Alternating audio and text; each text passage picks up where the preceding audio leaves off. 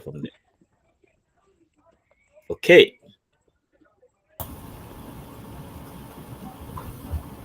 Yeah, thank you very much. Thank you, everyone, and welcome to today's meetups. And we know that you have been enjoying yourself on the group, reading daily articles. And once again, I'll say welcome to everyone and to our speakers. Well, you are very much welcome, sir. Thank you for accepting our invitation to share your story and to give us tips and insight. Not to waste much of our time so that we can just dive in into the business of today. So I will, our speaker, I'm very sorry I don't have any citation or something. So uh, you can just you have the flow now, sir. Welcome, sir. Sorry, Thank you just very a minute. much. I think if you don't have a citation, that must have been my problem. Did I get your citation? I think I must have. Yeah, I Mm, sent a short bio of myself to you. okay, I'm so sorry. I'm locating it right now. That's my yes. Um, before we move on, right? Uh, well, I acknowledge everyone who is around. I'm sorry. The gist was so sweet. I didn't acknowledge our big people that entered the house, like Israel Inyolu Ogunshola, Magwe Bankole, our leader, Sunday. Pratt Ndell. Thank you for always showing up. Then our strategy lead is also here, Camilo Dafrede, and the president of LASU Law, Awumenu Emmanuel Sewa. Thanks for being here, for your support all the way. So, can you say? Do you want to say something? Each person, just say something. Hello. Yeah, we can hear you. Okay. Do you want to just say hi, everybody? You can even say it together, no problem. Hi. Hi. Hi. Why not hi? Go you can't talk. You don't talk. Hi, how are Hi. you? Or hello. All right, thank you. So I'll just go straight and read our guest speak. Interestingly, he's a member of the RBF, and I just asked him how he got in, and he just saw the link somewhere and he joined, and it's been such a nice time having him around. So Ovi John Azinmagba is a career civil servant, creative designer, mental health advocate, and initiator of We Day For You initiative, a mental health advocacy and wellness initiative. Before we started recording, it was for those of you who came in earlier, he started relaying his experience with his advocacy stemmed out of his personal struggles, right?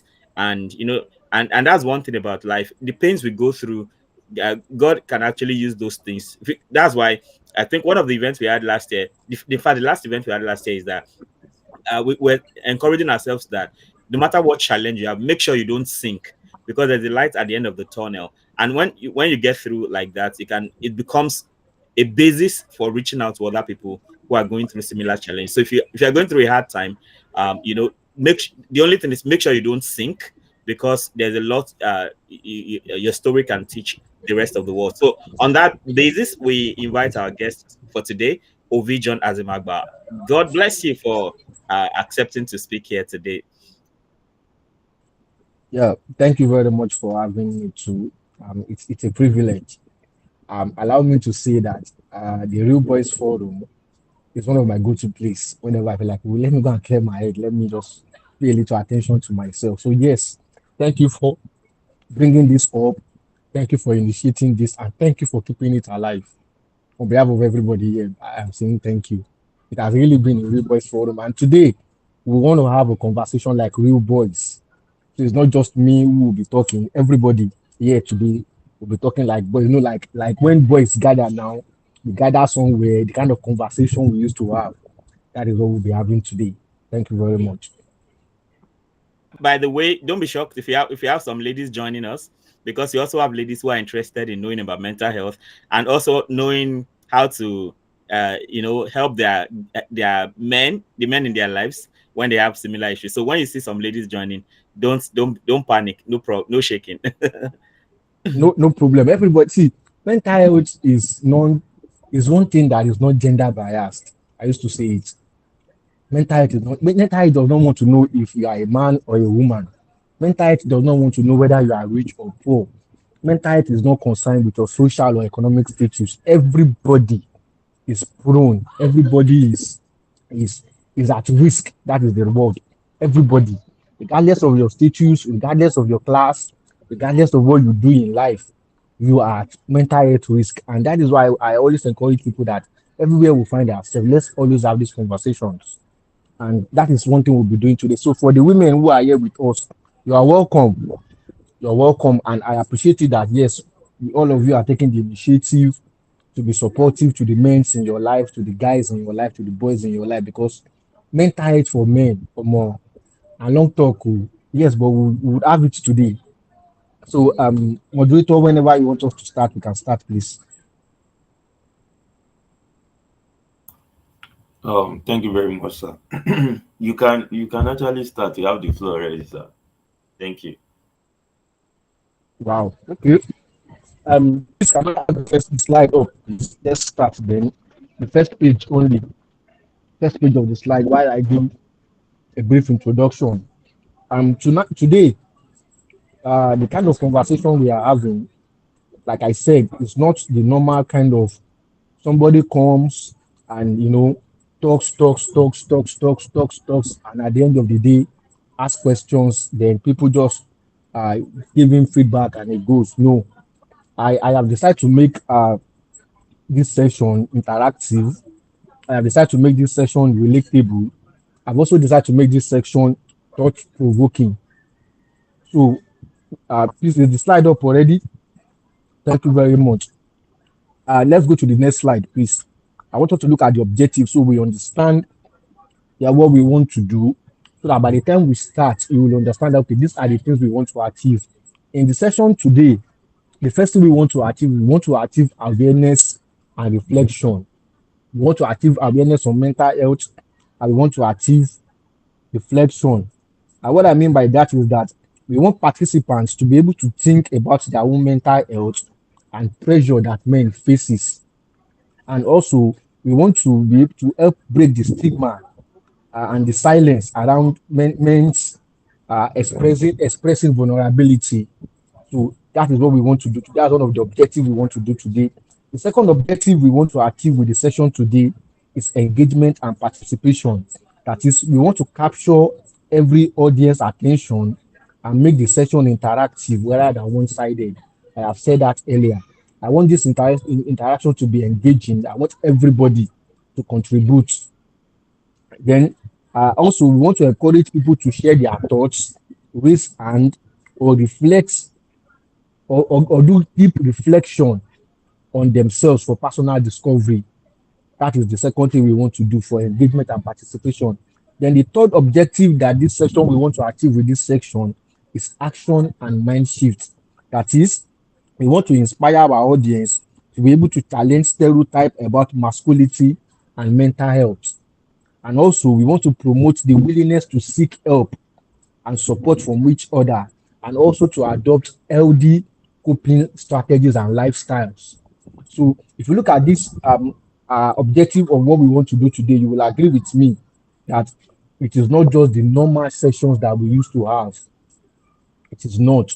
So, I want to like encourage everybody at this point. If you have a notepad, please take a notepad. If you have a pen or paper around you, please take it, because I will be putting up some questions out is on the slide already, but I want us to be able to write some things down. I want us to be able to take notes of some things, and I also want us to share. It is very important. I said it earlier that the kind of conversation we want to have is a real boys conversation. I I went to a mission university, Catholic Mission University precisely. So we had, and I know it's like that in almost all universities where you have uh, male hostel separate, female hostel separate. So there's this tradition we have in our male hostel that every evening after school, after class, we want to sit down under the tree and we want to gist. Everybody wants to talk. At that point, I'm very sure every one of us had that experience too, that when you're amongst your guys, you want to talk freely, you want to share things freely. without holding back. That's one of the things. That is how I want us to make this interaction and session looks like. So please get your notepad, get your pen, take notes, and please endeavor to share with us whatever it is that you write down or you note down, or whatever answers you get to these interactive questions that we'll be putting out. Next slide, please. Let's proceed so that we don't waste much time.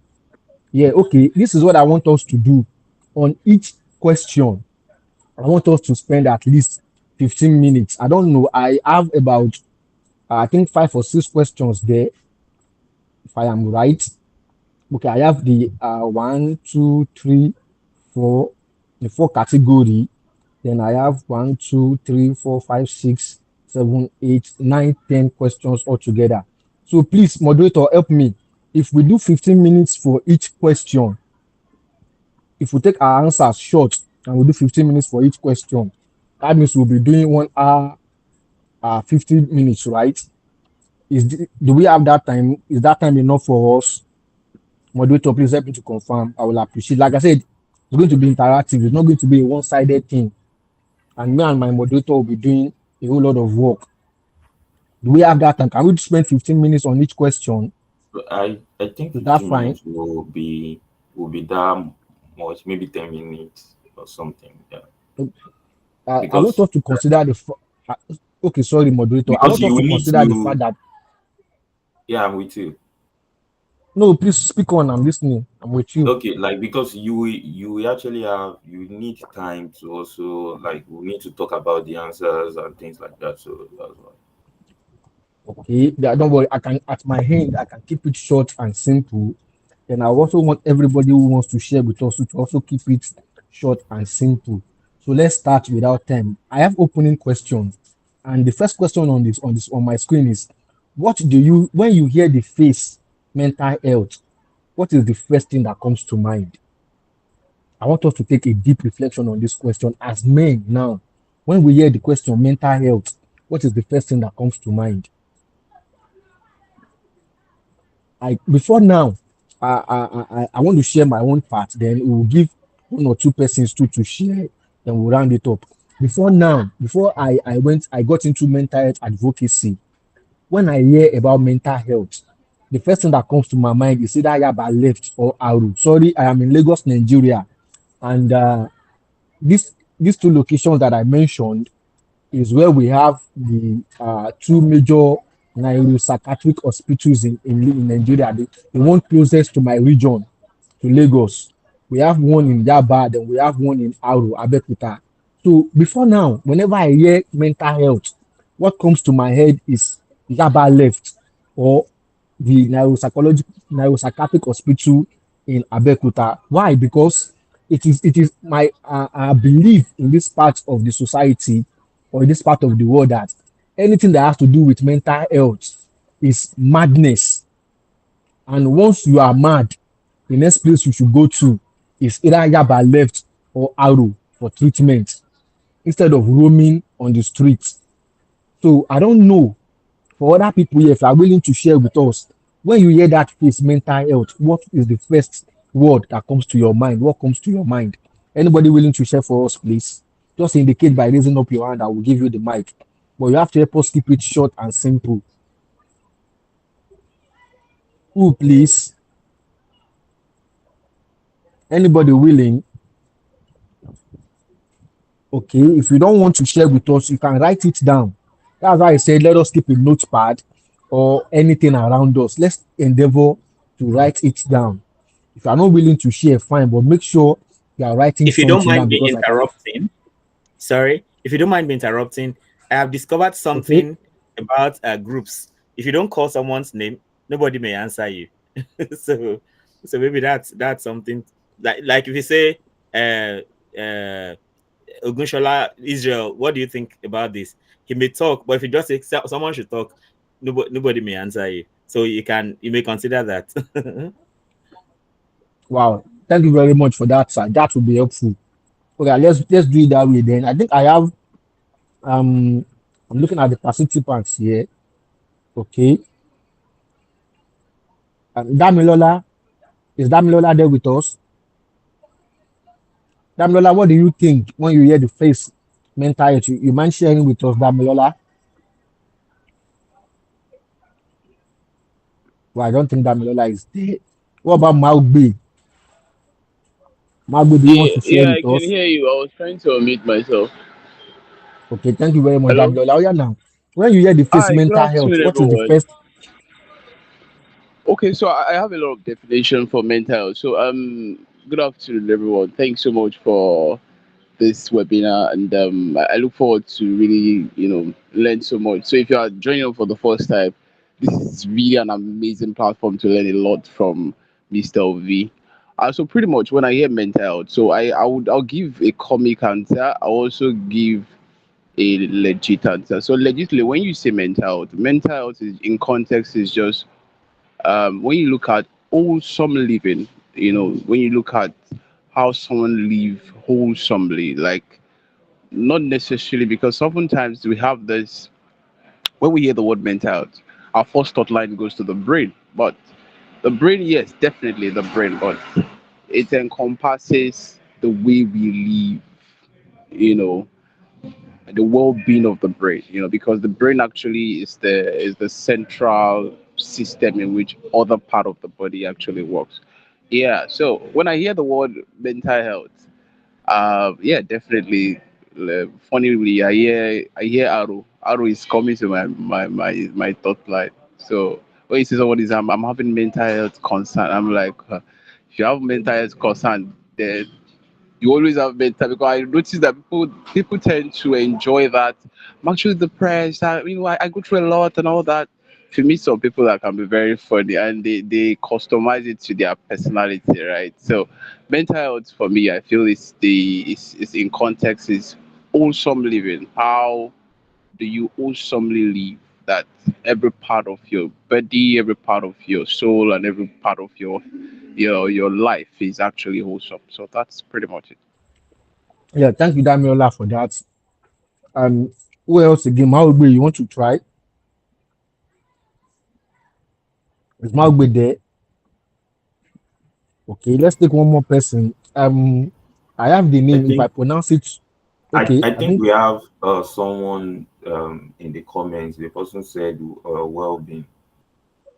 okay, but someone said well-being. What about Pradenli? Sorry if I pronounce that name That wrongly. was the person that said well-being. The person you just called, Okay, right? okay, wow, thank you very much for that.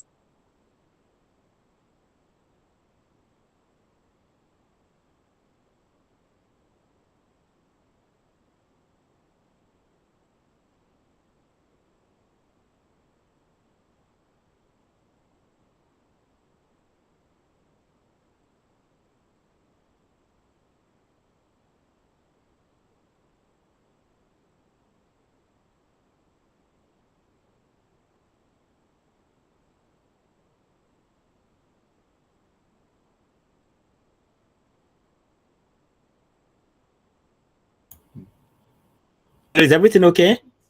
Yeah, I think he's muted.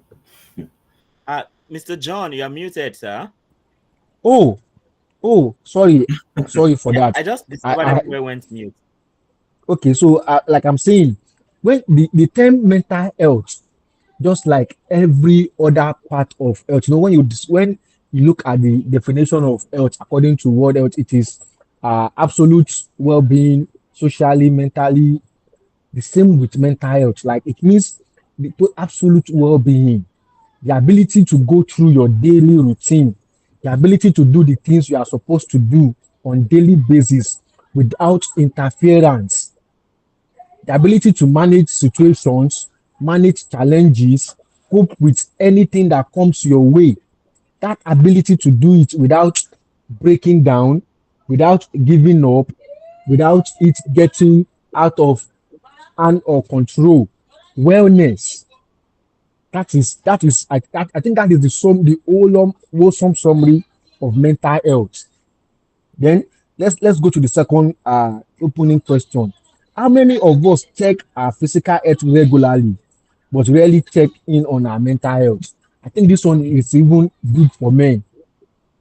How many of us now? I think before I talk on that, I want to take questions. How many people here in this in this conversation can tell me that, oh, conveniently I used to go for mental for normal physical health checkup so times in a day, so times in a week, how many so times in a year? How many people can say that here?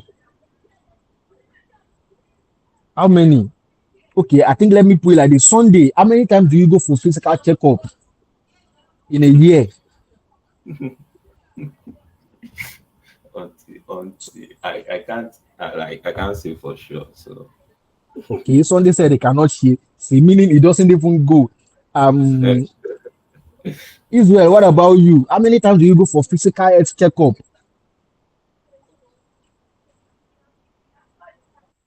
I don't think I've done that. You don't think you've done that? Wow. Okay, there are three other people. I Yes, want sir. to engage them. Awumenu, sorry, did I pronounce the name well? How many times do you go for physical checkup? Sir, sincerely speaking, I don't used to. You don't used to. Wow, I like that question. Fireflies is note taker Israel. How many times have you gone for physical checkup this year? Yeah, yeah. Hello, Hello, yeah, that question is for hello. you. We can hear you. We can hear you. Okay, okay, sir. I said I haven't, sir. I haven't. Good. Now, see, it is obvious that from the answers and responses that I've gotten so far, majority of the people in this conversation don't even go for physical checkup. Now, then, how do we now talk of doing mental health checkup? If the physical checkup that is visible, that is a priority, that we should even pay attention to, we don't do it, then that means that when we talk about mental checkup, people will not even pay attention to it. It means that we don't even care about our health. We don't pay attention to our health enough.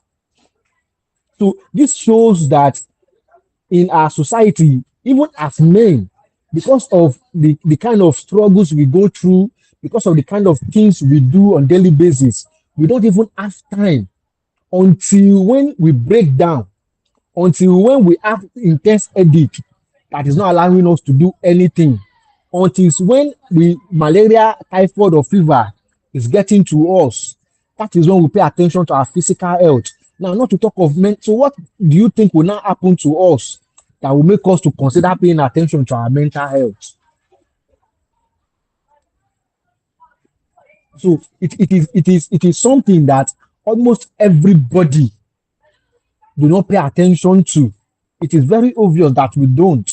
And it is not our fault, in all sincerity. It is nobody's fault that we don't pay attention to our mental health.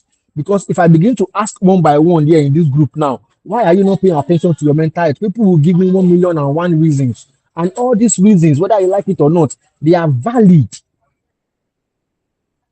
To you that you are saying the reason, to somebody who is not in your shoe, to somebody who is not in your who is not in your position, to somebody who is not facing the same thing you are facing, your reasons may look, it may be the dumbest reason that ever exists in life, but in the real sense of which that reason is valid because it is what you are going through, because it is your situation, because it is your reality.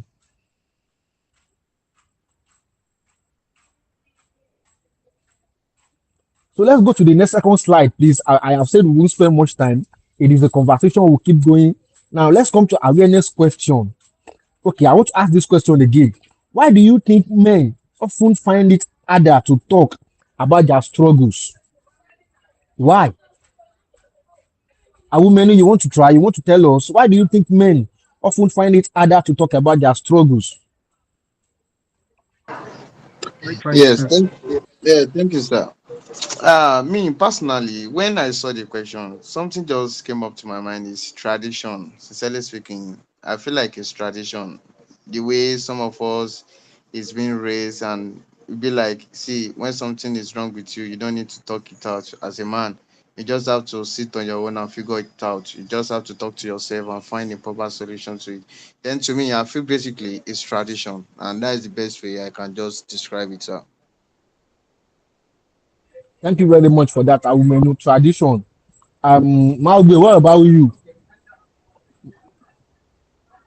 Thank you, sir. I think it's um according to what Mr. Umenu said, it's tradition, and also there's one this saying that they said, "You are man now, you are man now, behave like man." So all those things, they are part of what make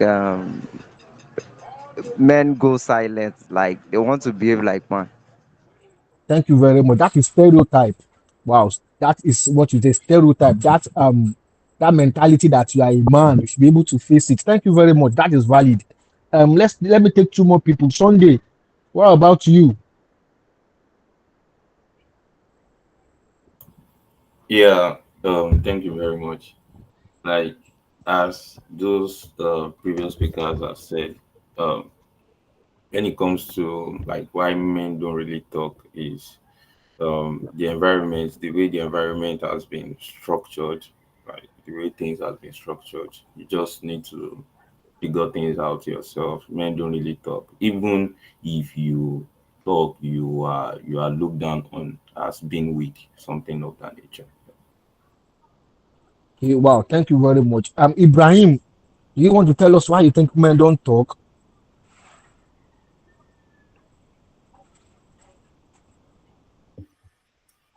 Hi, good Is it afternoon. I'd imagine good that's afternoon?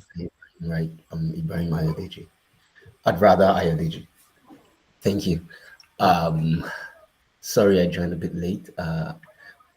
I'd imagine the reason why men don't talk about the struggles will be multifaceted, right? One, it would primarily depend on what the prevailing norms around where such person, exists is. There are different societal norms that guide different places. I think it would also be outside of that. There also is a network thing. I mean, personally, I have a circle of friends that I can say anything to from whatever is bothering me. I guess I'm just lucky to have had that, and it was a network I sort of built and grew up with. I mean, from my university days till now. So I think maybe the absence of such circle or network of people understanding themselves and coming together, to form that kind of circles is one. Second is, as I said, the prevailing societal norms. In most places, in most African societies, men are supposed to just suck it up. I don't even think it's African societies. I think generally, right, men are really supposed to just suck it up and make things work. But also the second part of it, in which like there are like spaces where men still get to be men and talk about their own worries and issues, is largely missing. I'm sorry I've said too much around those 2 points. I think that's what comes to mind at now. Thank you. Thank you very much, Ibrahim, for that contribution. Okay, because of time, I would have loved to take so many people to contribute, but because of our time, I will just move on with it.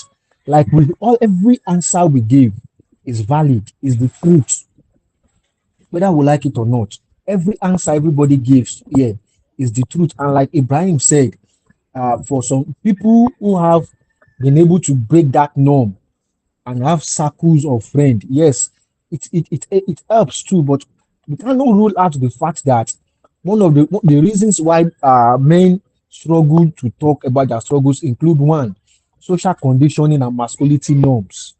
That is, people, their society expect that yes, you should man up, and they expect you that yes, as a man, you should endure things. Then another reason why men do not always want to talk about their struggle is fear of judgment and rejection, because you feel like, oh, by the time I talk about these things now, people begin to mock me, they begin to ridicule me. They say, oh, look at that guy, look at the things he's going through, and it is one thing that happens in our society. Another reason why men find it harder to talk about their struggles again is lack of safe spaces. Luckily for Ibrahim, he has a safe space, a clique of friend where you can, talk about anything freely, open up and not hold back. But how many people have access to have such privileges? How many people have access to such communities or groups? Not everybody does. Not all of us. If I begin to ask here, I'm very sure not everybody does. So lack of safe space is one of the reason why men find it hard to talk about their struggles. Another reason why men find it hard to talk about their pressure, struggles, is the pressure to provide and protect our families and loved ones. That pressure that, oh, I want to be able to meet up with these challenges. I want to be able to meet up with provision. I want to be able to protect my family. I do not want to drag my family. I do not want to put my family out. That pressure too, makes us to man up and hold things up and bottle things up. Then another reason that men also find it hard to talk about their struggles is difficulty in expressing emotions. Men, we are not good with expressing emotions at all. We are not. In We Dey For You 2 weeks ago during our clinic, we talk about stress reactions, both the psychological one, the cognitive, the physical, and the behavioral. Men, we are not good with expressing emotions at all. And it is because it is not our fault. In all sincerity, these reasons are these reasons that we mentioned, these reasons that I'm mentioning are one of those factors that are hindering us from expressing our emotions, of saying things out the way it should be.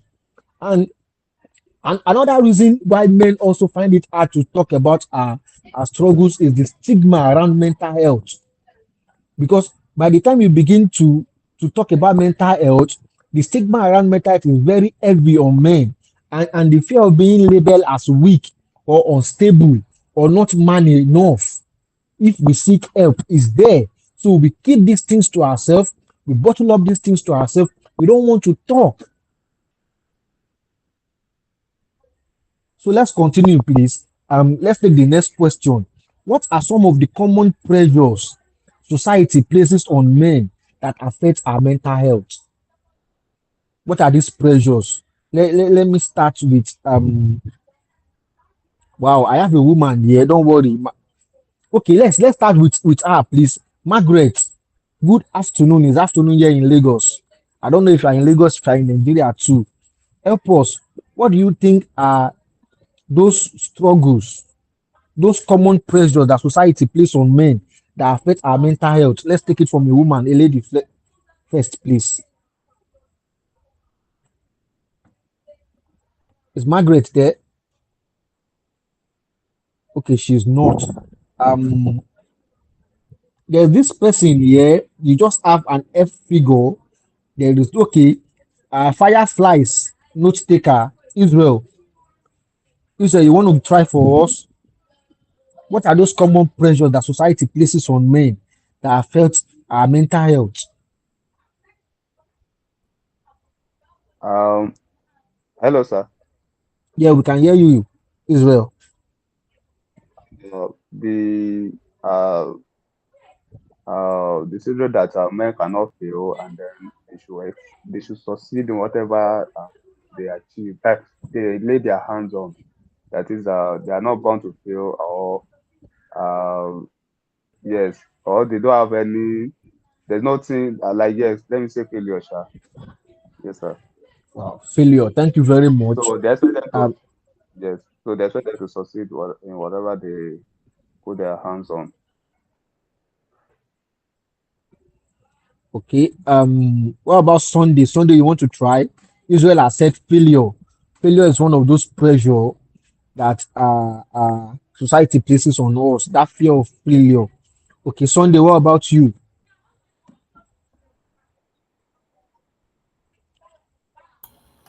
Okay. Um, there are a lot of pressure basically that is placed on men. Um, like you taking up responsibility, most especially, even if, for instance, we have parents that has maybe their first child is a female and followed by a male, like literally it is assumed, as I said in the previous time, that the environment, and other people said something about culture, so it is assumed that the um the man takes up the responsibility.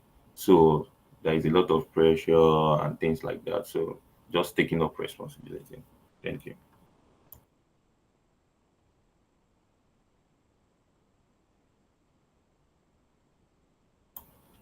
You are muted, sir. Oh, thank you very much. What about Emmanuel Ikechukwu? Do you want to try that question for us, Mr. Emmanuel Ikechukwu?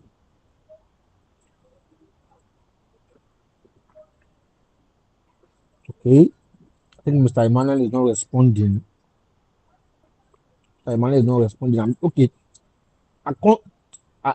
Please forgive me if I pronounce this name wrongly. Akonde. Is that Akonde? Okay, Akonde. Akonde, are you there? Can you Now if hear it's me? called a good name, she's Akonde Victoria. Hey.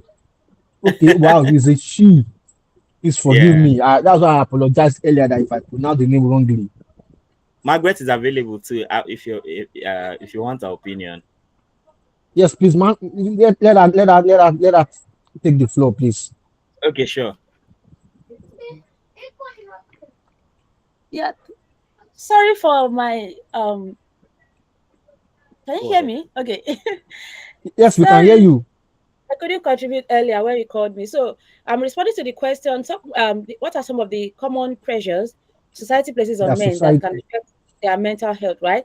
So one of the Yes, things that yes. comes to mind is this common thing that I'm sure most of us would have experienced. So when something happens, for instance, let's say a man loses his job, or something happens that is unpleasant, and the man is expressing their emotion. It's common to hear that, oh, are you not a man? Can't you just man up? The people around usually don't let men express their emotions, and I think that is also pressure in a way, because it teaches men that they shouldn't express their emotion. That expressing emotion rather is not manly, is not a manly thing to do, which I do not agree with. I think is a pressure that society places on men. And then another thing that comes to mind is when things happen in the, let's say, in the house, in the home, and they would expect that, oh, the men should have knowledge about maybe fixing electronics, or fixing, let's say there is a plumbing issue. So they will say, shey lọkùnrin nílé ni, go and bring go and call so and so, go and call the male in the house, as though the fact that you are male automatically gives you that knowledge of um fixing, what do you call it, mechanical things or electronics or stuff like that. I think is an undue pressure. Not all men are inclined to do those kind of things.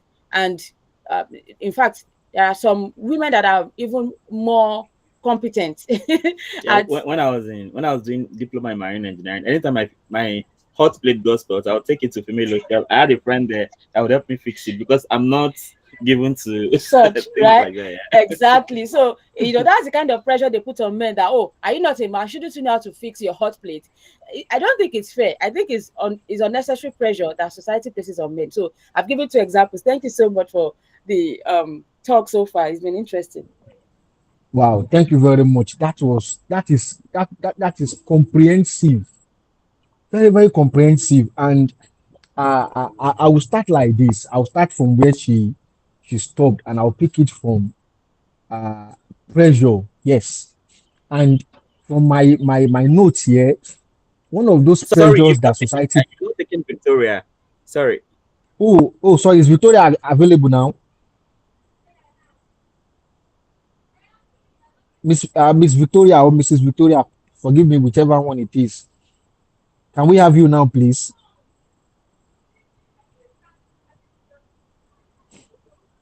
I think she's silent. So I also have a comment on the chat. So, Okay, please go ahead, moderator. and the comment says the pressure to work productively and produce for family, the pressure to make Wow. contributions in the society or community. Okay, wow, thank you very much. That's for that comment. Whoever commented, we appreciate it. So from my notes, one of the things that society puts on us is economic and career pressure. It is expected that a man should be a provider, and it is expected that a man should succeed in anything he is doing. So society puts that pressure on us, economic and career pressure. And these are one of the things that affects our mental health. The second one, like someone mentioned, I think it is Margaret, is emotional suppression.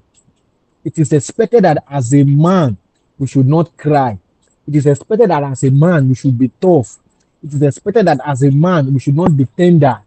Something happened in, I'm a football fan, a Liverpool fan precisely, in the first match Liverpool played at home. After that match, Mohamed Salah stood in front of the home fan and they were chanting Diego Jota's name. And Salah wept. You need to see the comment section under this thing when it was posted online. Like, why would a man be weeping on a global stage? And I'm like, what's the big deal there? Allow him to express his emotions. It's hot. This guy happens to be one of his closest pal on the team, in the squad. And he died in a ghastly car accident. And you tell him not to cry. So yes, it is expected that men we should be able to suppress our emotion, and that is one of the things that affects our mental health. Another one is physical and sexual expectation. It is expected that as a man you should be fit, as a man you should be tall, as a man, please pardon me, you should be masculine. And it is also expected that as a man, you should be able to perform very well on bed. You should be able to satisfy your woman. You should be able to do 10, 5, 6, 7, 8 rounds. These are social pressures that society puts on us that affect our mental health. The next one is responsibility and risk. I was going to talk about this when Margaret mentioned that it is, as a man, it is expected that you should be able to fix things around the house. You should be able to get things done around the home. Yes, responsibility and risk is also one of the societal pressure that that affects our mental health. Now, for in my case, luckily for me, I grew up in a home where I am the only male child. All my siblings are all girls, like they are all women. So I had the kind of upbringing, the kind of, and I am trained by my mom. I lost my dad at a very young age, so my mom trained me. And somebody that was trained in a home that has all girls hostel. That's what we used to call our house, all girls hostel, and the mom. So I grew up with this feminine traits. Like I have more of this feminine traits than masculine traits, and it gave me a whole lot of pressure in the society. Like there was a time in our house when things spoil and they come, hey, lọkùnrin lé yìí. My mommy's response used to be, lọkùnrin o, obìnrin ni gbogbo wa. Sorry, what I said in Yoruba is that we don't have a man, no, we are all women. Because even the man we have will not do it. So I grew up in a house whereby my mom understood that pressure. My mom understood that, yes, as the only child, the whole lot of responsibility and risk fell on me, and she helped me to manage it. But I was privileged. How many people are as privileged as I am? So responsibility and risk taking is one of those pressure that society puts on us. Then another thing society put on us is relationship and family roles. It is expected that men are often discouraged from being nurturing father, leading us to distancing from our kid with guilt and marriage pressure too. It is also assumed that being unmarried at a certain age is seen as failure. So society puts this pressure on us as men, and it all affects our mental health. Then another thing society put on us is social stigma and isolation. That social stigma that don't ask for help when you are going through things so that you won't be seen as being weak. It's one of those things that society put us through that affects our mental health also. So these are key factors, and I can say it confidentially that whether you like it or not, as a man, you would find yourself dealing with one of these risk factors or the other at every point in your life. It is a norm in our society. So the best thing we can do is to find ways and strategies that we can cope with it. Like I mentioned earlier, I had a mom that understand that, yes, as the only child, the society will put pressure on me, and she's helping me to manage it very well. Till today, if you come to our house and you see something that is not done, and you mention, don't you have a man in this house? The first thing my mommy will tell you that we don't have a man. Everybody here is a woman. This is all girls hostel.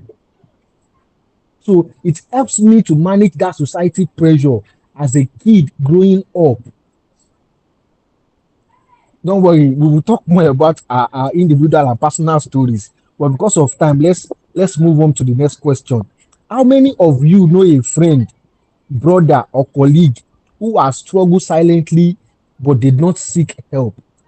I think this is a valid question everybody should answer. How many of us? I want to start with Ibrahim.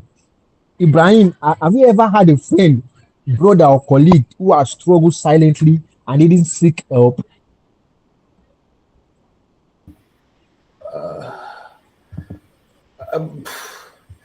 I would say yes, right? But the details of their struggles, some I know in detail, some I don't know. But I think the most recent example I'd like to cite is one of my friends recently lost his wife, right?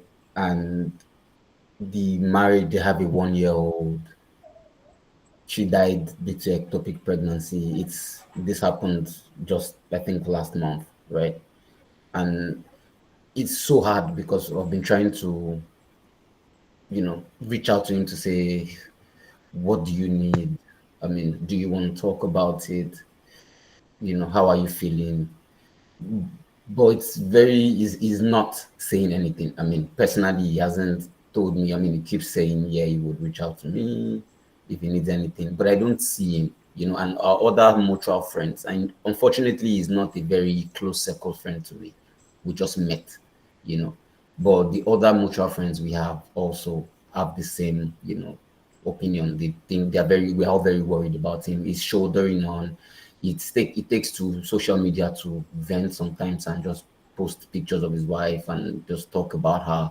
So we all agreed. I think he has his way of managing it. He likes to talk to everybody and not talk to anyone in particular. So maybe that's his way. But I think that's an example of one person I know that's going through a very Wow. serious life event, but not talking out, Wow. speaking. Thank you very much for sharing that with us, Ibrahim. Well, yeah, who else want to tell us? Who else? I do not want to call names here. I want people to voluntarily tell us. You don't have to tell us the details of your friend's struggle. No, we do not want the details. We just want to confirm if truly you've had a friend, a brother, or colleague who has struggled silently but did not seek help. I don't want to mention name at this point. I want people to do it voluntarily. Good afternoon. Good afternoon. Um, yes, I have one of my friend. I think he's somehow struggling with um, addiction with bets, something like that. And he's not willing to speak up. We later discover, and we talk to him as a friend. Sha. I don't want to go to the Wow. details. Yes, like I said, we do not want the details. The details will not do us anything. This is somebody that is struggling with debt. They see. Wow. Any other person want to try? Any other person? Like I said, I want us to take these questions voluntarily.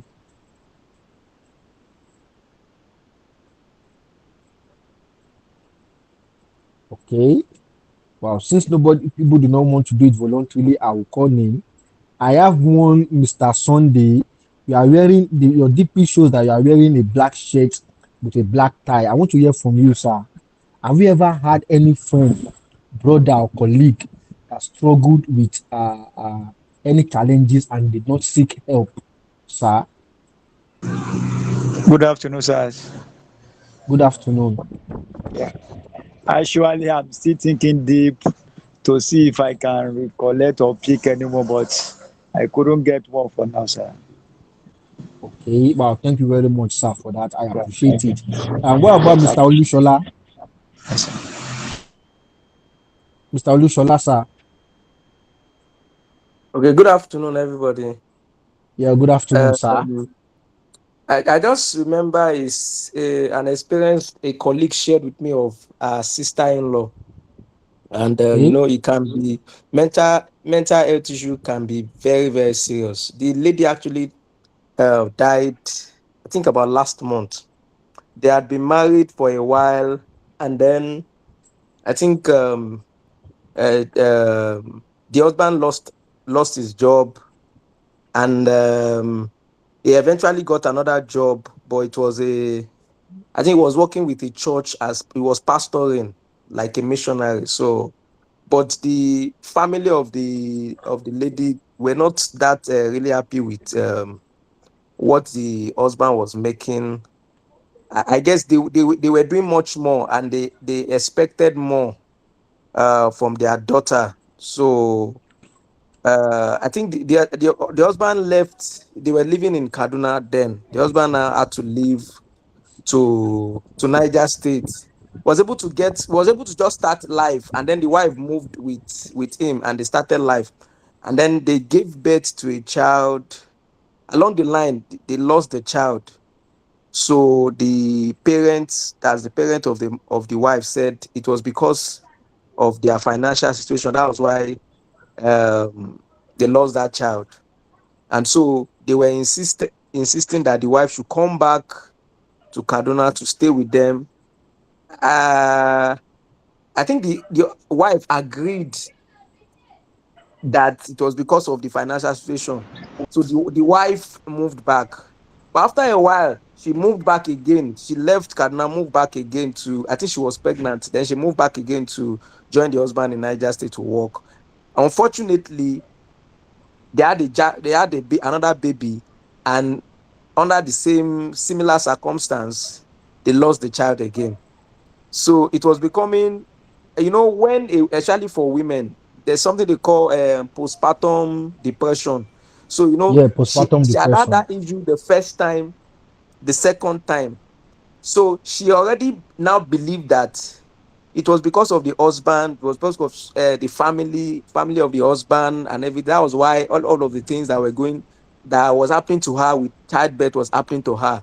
And somehow she agreed with her parents. So she moved back to Kaduna, and then they got her a job. But no matter what, um, because she knew that she has a husband back in Niger State, so she was neither in Kaduna nor in Niger State. Her life was kind of divided, but at the same time, she still felt that it was because of the financial situation that she was having, that so she could not bring herself to the point where she would she would decide that I want to stay with my husband, because somehow in her head she still believed that what her parents were saying was correct. So they got her a job, got her a car. She was seemingly doing well because she was not even doing better than the husband. But Wow. somehow the husband now got a job which was now better. The husband got a job in Abuja. In fact, the job allowed the guy to work. He was still working with he was still working and was still serving as a pastor in his church. Wow. But Wow. she still couldn't bring herself returning back home. Somehow she developed mental issue that, according to the story, she would lock herself inside. She would just be talking to Isolation. herself. Wow, Yeah, that she is would just be talking to isolation. herself. Yeah, she would just be talking to herself. And then somehow they took her for psychiatric evaluation, started giving her drugs. I learned that they started tying her down. And then, Wow. with these issues, people, for Christians, a lot of times we don't try to sit down and analyze, evaluate what is happening. Sometimes people can just spiritualize it, and then they just say, yeah, it is deliverance. So rather than abroad, I'm sure some of these things will require a therapy. Somebody will sit you down and take you through down the lane. Why do you think this is the reason why this is happening? Then you can, you can evaluate yourself, do a soul search, and then be able to arrive at a very good. But it was prayer. Prayer is very good, wonderful. But some of these things, Mr. everything. Olushola, sorry, Sir, I'll have to cut you short, sir, sorry, it's my story is too because of long. our Please go time. ahead. Yeah, because of our time. Thank you very much. But I'll quickly say this to address one thing you said, sir. Um, One thing we should understand is that when you talk about stress and trauma, there are different beliefs that people have, and these beliefs, these things, I call them cultural and contextual variation for stress responses under mental health. That is what it is, and they are being shaped by our culture, by our beliefs, by our history and context. What it simply means is that for some people, when they see stress and trauma and challenges, they interpret it to be spiritual attacks. They interpret it to be punishment. They see it as test of faith according to their belief, according to their culture. And some people, when there is stress, when there is trauma, they see it as medical and psychological conditions. And for some people, when there is stress and trauma, they see it as an opportunity to sit back and reflect. The way we respond to stress, the way we react to stress, the way we react to challenges differs. And our coping mechanisms too are not the same. For some people, they lean on family, some people lean on community, some people lean on spiritual leaders for help, while some people believe in therapy. Some people believe in counseling for help, while some people believe in rituals like prayer, like traditional ceremonies, like communal gatherings, and so on. So the way we and all these coping mechanisms, all these belief and cultures, they are all valid. The most important thing is how we manage them effectively towards healing, how we make it work for whoever it is, according to their belief, according to their culture, and according to their contextual variation. For somebody whose belief is that it's only prayer that can work for me, by the time you are taking that person, you are suggesting therapy to that person, it may not work. What we do as psychological first aider is to find a way that we can incorporate healing processes into that prayer for that person to make it work. Don't worry, that one is I really don't want to go into that because it's not part of what we are discussing today.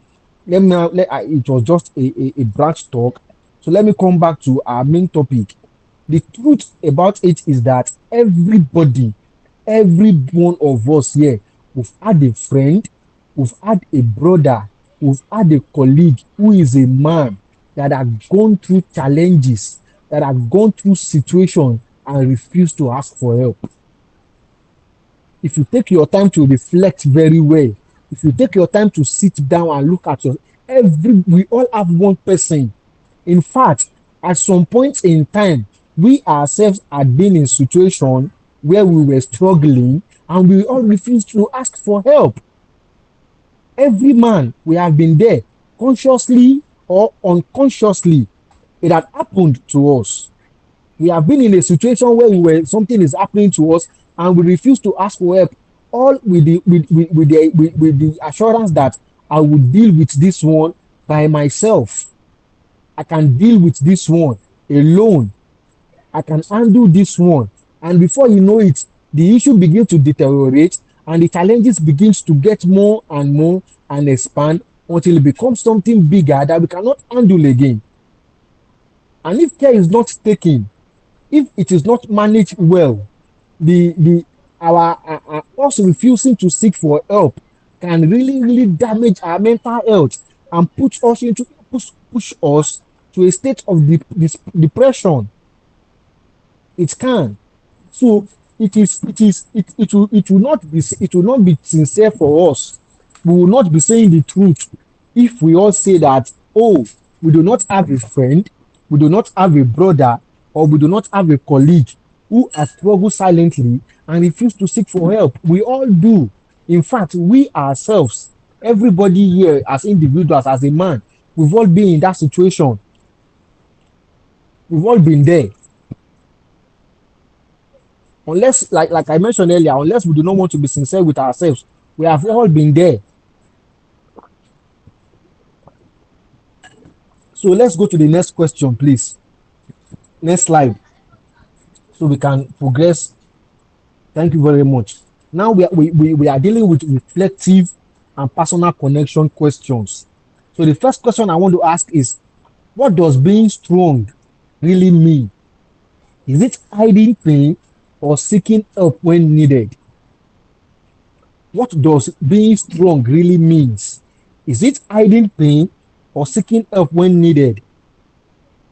Let's start with Mr. David. Mr. David, please take this question for us. What does it really mean to be strong? Is it hiding pain or seeking help when needed? As a man,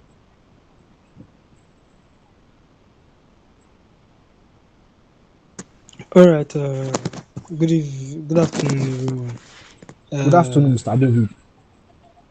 well, to be actually strong, you can't just keep the pain with you. It's going to really destroy you. Like, I believe it's going to really destroy you. I believe seeking help is the thing because there's this ideology that says I think I don't know. Okay, this is a Christian discussion, so I believe I can say some Christian stuff. I think there was a time when devil told Jesus Christ that leave the strong people for me and leave the weak ones, for I cannot overcome the weaker ones. That was what devil was saying. He said, I can't overcome the weaker people. So there's this power we get when we actually assume these weak states of understanding that we are not strong enough to actually handle stuff.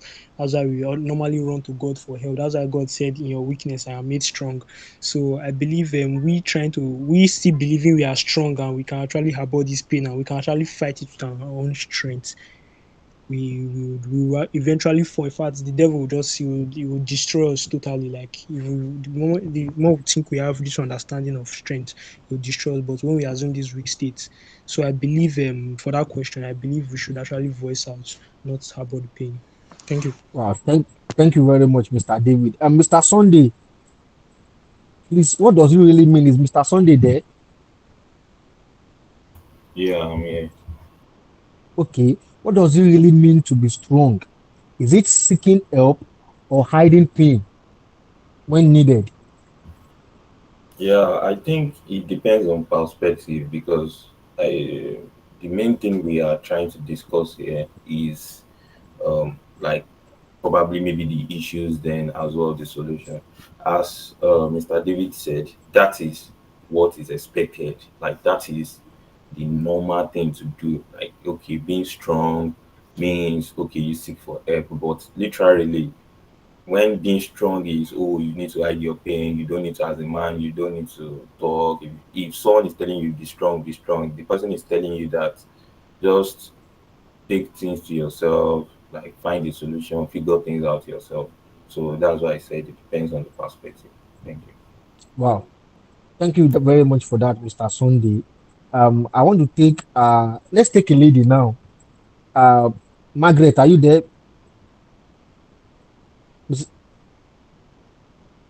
Okay, I don't think she is.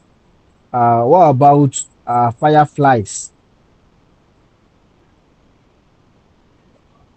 Okay, Yeah, Margaret always comes late. Introduce no yourself. problem. So what We'll deal happened? with What it. happened is that I'm using a device. We are using two devices, and I wanted to avoid howling. So if I unmute on Okay, my end, it might howl. So I didn't want to cause okay, that. wow, This. wow. So Thank you very much. yeah, yeah. So the question is, what does being strong really mean, right? Hiding pain or Yes, is seeking it help? Is it my when needed? personal understanding or the expected? Because there's a way society imputes something on us which might not necessarily be true. Okay, So which are you asking? My personal I, Why not say I both? want to understanding. take, I want to, if you can give us the two briefly, we'll take it. Okay, so I'll just do it briefly. So I would say that the society expects us that the when society says be strong, what they expect is that you should mask your pain. You shouldn't address it, and you shouldn't get help. But personally, I believe that being strong means owning your pain, confronting whatever you're feeling, whatever hurt you have experienced or you are still experiencing, confronting it, l- seeking help to even find out what part you are contributing to bring that pain upon yourself, because sometimes some pain we suffer as a result of maybe limited knowledge, or the consequences of our actions, or lack of knowledge, right? So we could also be causing ourselves pain on what's the word, indirectly. So seeking help, confronting ourselves, seeking redress where necessary. Maybe there's a pattern in our behavior that always makes us fall for certain kinds of what's it called? Maybe friendship that end up hurting Wow. us. So it could be Wow. that, Thank but the thing is, when I understand being strong, it means that confronting your pain, owning it where you're wrong, and then taking redress, that is adjusting where necessary, seeking help when you wow. need it. That's my understanding. Thank you Thank very you. much. Thank you very much for that contribution. I want to take two more persons on this because it's a very, very important question that I want us. It is a very strong reflection question that I want us to discuss well and understand. And I want us to have to get different opinions on it before I contribute. Mr. Emmanuel Ikeshuku, please, I want your contribution on this personally. Okay, good evening. Um, Yeah, can you hear good me? evening. You're welcome. Of course, we can. I can, and Okay, I'm sure everybody sorry, can hear you too. I was struggling with my devices earlier on when you called on me. Okay, I wasn't hearing you then. okay, Um, I would say hiding pain can be perceived as strength. It can be seen as being tough, but it may look strong from the outside, but inside it can lead to loneliness. It can lead to stress. It can even lead to breakdown if you're not careful. But seeking help is actually strength because it requires courage, it requires humility. For those of us that are married, most men don't like marriage counseling because it puts them in a place where they have to admit that they can't do this alone. And but in the real sense, acknowledging that you can't do this alone is actually more bravery than bottling it up. So I'll say seeking help leads to healing, resilience, more deeper relationship, and it's also about problem solving, not weakness. So it all depends on the safe space you have around you, and for those of us that stay abroad, you would attest to the fact that one of the principal way the enemy attacks people is through isolation. If he's able to isolate you, he can deal with you privately very well. So I think seeking help is actually strength than hiding pain. That's my opinion. I think. wow. Thank you very much for that contribution, sir. Thank you very much. Let's take two more. Israel Inioluwa, are you there?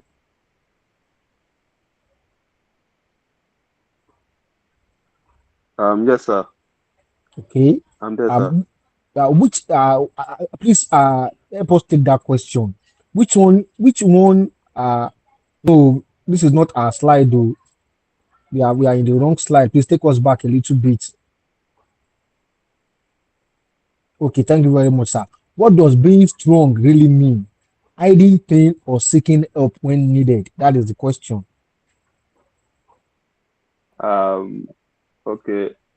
From what they said earlier, it depends on perception because to some, ID pain could mean being strong, and then when we look at it again at our general perception with women, we can see that sometimes when we pour out our pain or we share our pain, sometimes it's often regarded as weak. It's often regarded as weak because they believe that why are you sharing it? Can't you handle it? And and that's it in our own perception. But uh, talking about mental health, I think the ability to share our pain and then also to handle it make us strong. Make us strong. It's not about just sharing pain sometimes. Sometimes when we share pains, we too should be able to own it. That is, we should be able to uh, whatever help that is coming our way, we should be able to access it. I mean, we should be able to access it. There are some people that even when help is coming their way, they still believe that they are shattered and then maybe they cannot be uh, maybe they cannot be gathered again. So I think when we talk about pain, hiding could mean weakness. Hiding it could mean weakness because when you had that pain, there are some things you will not be able to, because at that point of time, at the point of hiding it, you'll not be able to. There are some things you will not be able to concentrate on. It will surely affect your mental health in some things, whereby it will really now that weakness that you are trying to hide by not sharing it, it will not show it out that wow, this person is even weak. This person is even weak. Okay. For people to be able to see Wow. you Thank you. for who you are, because there are times that when you had pain and then there's no how you'll be balanced, and then it will show some hidden things that you two self may not even know about, and the people are like Wow. and they'll just be that's what I can say, sir. Thank you. Thank you very much. Let's take. I like I said, I want us to have a broad discussion on this particular question before we proceed. Let's take Awumenu. Please, do you want to address this question for us?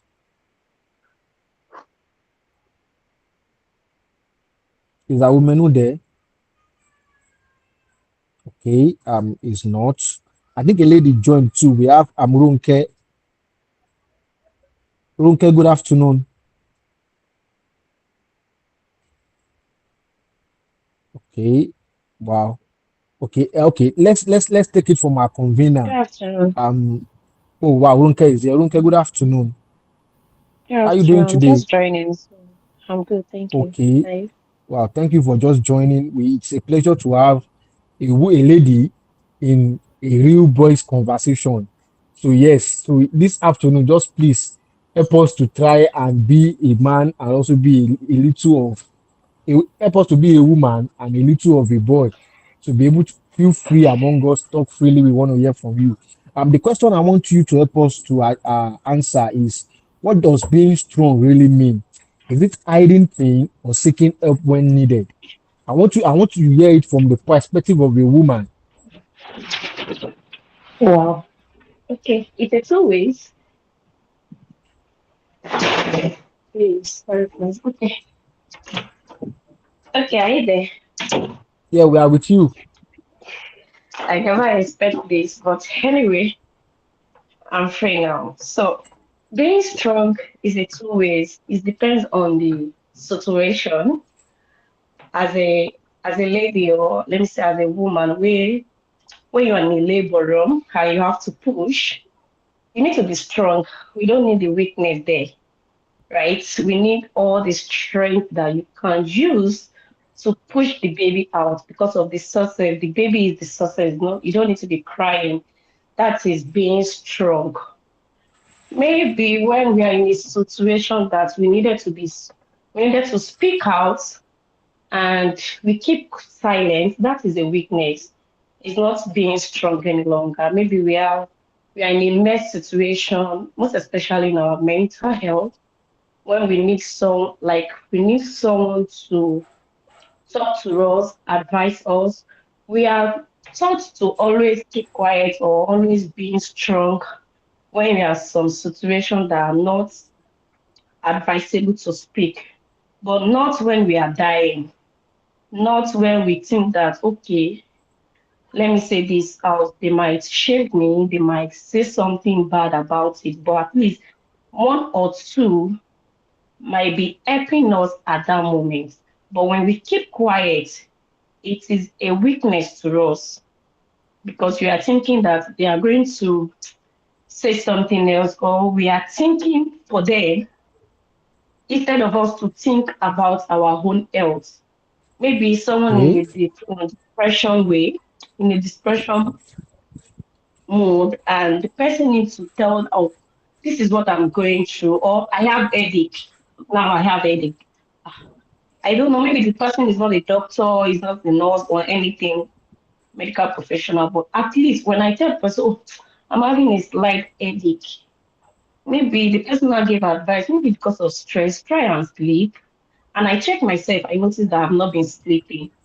That little advice of sleeping, it's going to help me because I already know where the issue is coming out, is it's happening. And if I didn't say anything and I'm trying to be strong that way, that it's nothing. Let me be strong. You know, the little advice that try to be sleeping, it's just be like, oh, I might not receive it at that moment. So that is a weakness of being strong. It's not Wow. struggling, like it's not normal Wow. being strong, like you need a help and you couldn't say it out, and there's some help around you that you can easily receive. So there are two different ways of being strong and being Wow. weak. Th- Thank you very much, Runke, for that. I really appreciate it. We all appreciate it. So, because of You're our welcome, time, sir. let me quickly take on with the question. Now, if you ask me, Ovi John Azinmagba, that what does being strong really mean? Hiding pain or seeking help when needed? I would, as a mental health advocate, as somebody who has seen premium shaggy in life, yes, I've seen premium shaggy in life. I've been through the worst of the worst situation that anybody should go through. I have survived some. I am still dealing with some, and I am still coping with some. I will tell you in all sincerity that being strong is bravery, like Emmanuel said earlier. Being strong requires a whole lot of things, and we will all agree on one thing, that between speaking up, expressing it, saying it out, and keeping it to yourself, which one is easier? We all agree that keeping it to ourselves is easier because you do not require any extra energy to keep it to yourself. You do not need anybody to give you any push for you to keep it to yourself. What you need energy to do, what you need strength to do, what you need a push to do is seeking help. So if you judge it by this contest, it means that keeping it to yourself is weak, requires only the weakness, while saying it out requires strength. Now, for you to be strong, it means that you have to exhibit strength. You have to do that thing that requires strength. You have to do that thing that requires a little push. So naturally, hiding pain does not justify hiding pain does not justify being strong. Hiding pain or holding things back does not justify being strong. Yes, we live in a society that encourages us to man up. We live in a society that encourages us to deal with it alone. We live in a society that encourages us to face it edge up without seeking help. But the truth of the matter is that we cannot even do most of these things alone. There's this popular saying that two heads are better than one. That is the truth. Two eggs are better than one. And I used to say something that in the real context of these issues, it does not even have to be about mental health alone. Be it physical issues, be it finances, be it academics, be it anything. There is no harm in seeking help. In fact, I can say it. I can say it authoritatively that as men, or it is easy for us to seek help in other things, but it is not easy for us to seek help in issues that affect our emotions. It is not easy for us to seek help in issues that affect our physical being. It is not easy for us to seek help on issues that affect our cognitive reasoning, and it is not easy for us to seek help on issues that affect our general well-being. We want to soak it up. We want to man up. Mr. Emmanuel used the concept of marriage for us. I am new in marriage. Yes, but there is one thing that me and my wife have. That policy is that we'll talk about everything. When my wife used to tell me that if you are when she used to ask me this question regularly, are you fine? She used to tell me that when you are not fine, don't say yes. If you are not fine, say no, I am not fine. Seek help. It is a strong thing to do, I agree. It requires strength, I agree. It requires a little energy to do. But whatever the situation is, that ability to deal with it alone, from personal experience, allow me to share a little now from personal experience. Dealing it with alone only worsens situations. There is this adage that a stitch in time saves nine. Yes, a stitch in time, when seek help with a stitch in time and deal with it alone, and then you have to make 9 stitches. That is just the best example I can give. That is the best illustration I can use. That seeking help is a stitch in time. The moment something happens and you talk about it, you seek help when needed. You become that is being strong. All you need to do is just a stitch. And the moment you want to soak it up, you want to deal with it alone, you want to hide pain. By the time you want to address that issue later, you'll be needing 9 stitches. So, in the real sense of it, whatever the situation is, be it marital, be it finance, be it mental health, and be it academics, be it career, be it anything, seeking help is being strong.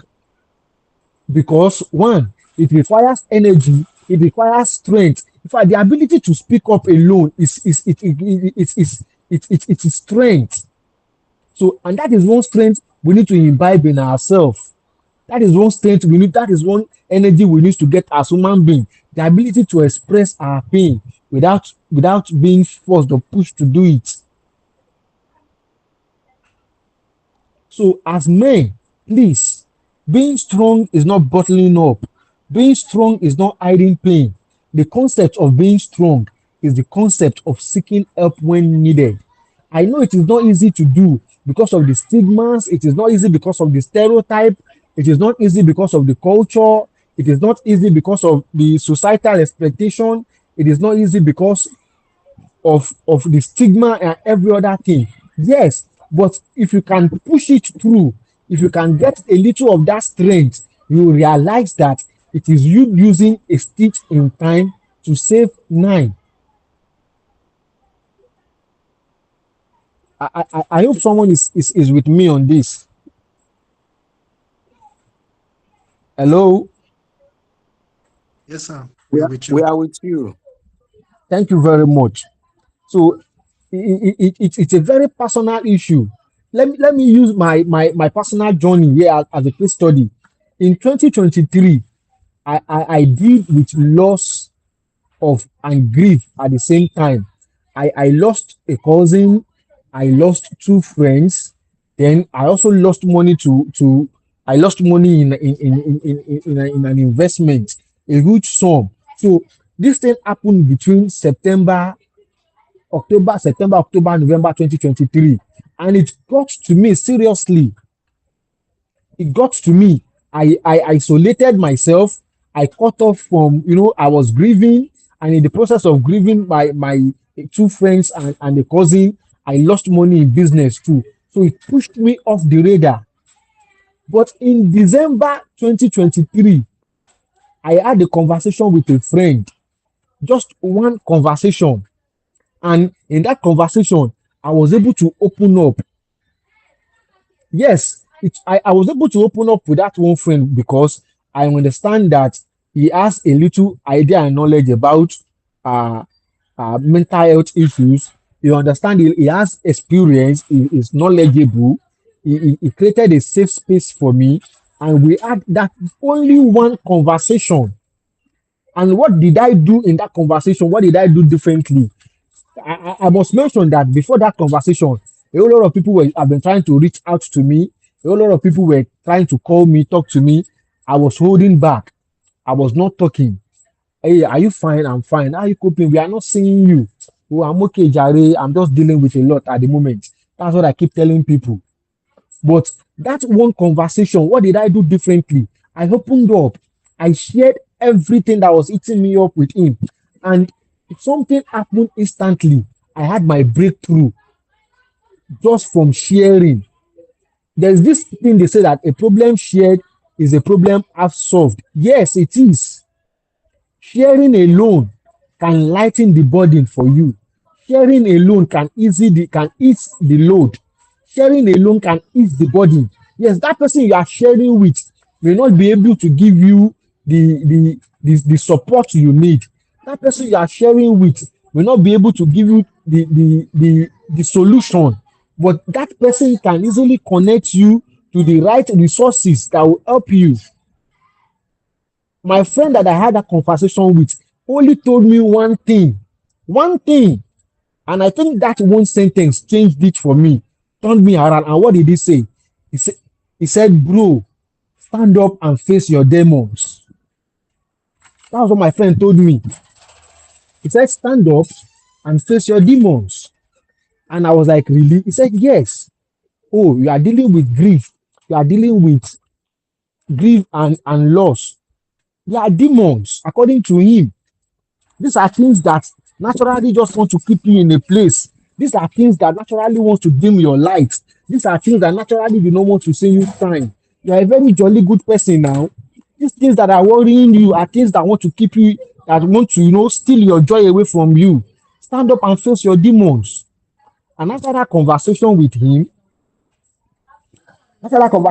friend, I can someone hear me? I just want to confirm because I changed AirPod. Yes, sir. Yeah, Can you hear me? yeah, we are with you. Good. We are with you, Yes. sir. After that conversation with my friend, I sat down, I looked at my situation head to head, and I was like, Ovi, what's wrong with you? This is not you. This is not your life. Look at what you've become. And I strategically began to work on myself. And that was when my healing started. Imagine that I had not summoned courage to open up to my friend what I was going through or what I was dealing with. Imagine that I had hidden my situation from him just the way I had hid it from everybody that had reached out to me. Imagine that I had not talked on that fateful day, 2023. Imagine what would have happened to me. Imagine where I would be by now. But I summoned that courage. I summoned that strength and I opened up. I told him what my problem was. Yes, did he give me solution? He did not, but he helped me to identify a pathway to solution. And I can say it authoritatively that that conversation happened in December. It did not take me 2 weeks. I was back on my feet because I remember that it was during that healing process, that journey, that the idea of We Dey For You was bettered. And in January 2024, I started pursuing We Dey For You. And on March 1st, 2024, we launched We Dey For You. So my healing process did not take 1 month. I got my life back. If I had not manned up, yes, that is the word. If I had not manned up and opened up on my situation, if I had allowed societal expectation that if I talk now, this guy will mock me. If I talk now, this guy he would know too much of my secrets. If I talk now, he will feel like I am weak. If I talk now, if I had allowed all these stereotypes, all these cultural beliefs, all this history of be a man up that I was doing, if I had allowed it to overshadow me in that conversation, if I had allowed it to cloud me, I can tell you that it is possible that I will still be dealing with that struggle till now. Yes, it is possible.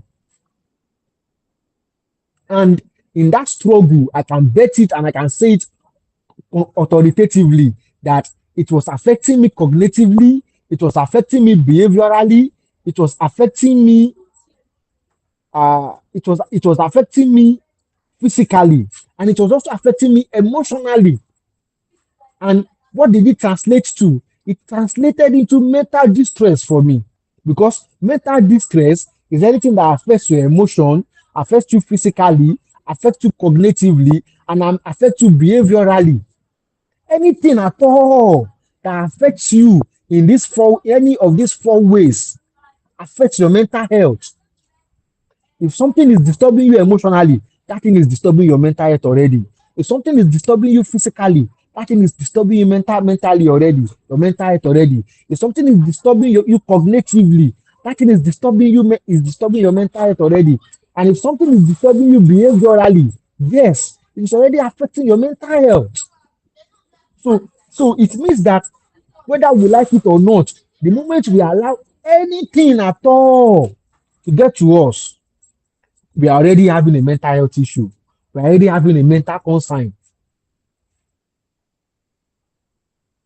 So if I had allowed that grief and that loss to keep dealing with me, and I had not stood up to it and have that one conversation, oh boy, only God knows where I would be today.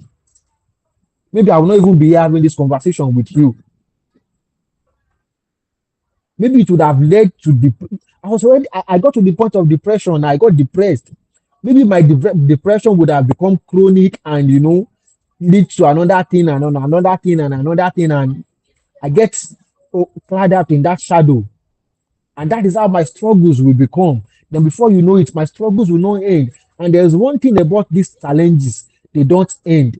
The moment you allow one to pin you down, another one will show up. That is the way life is fashioned.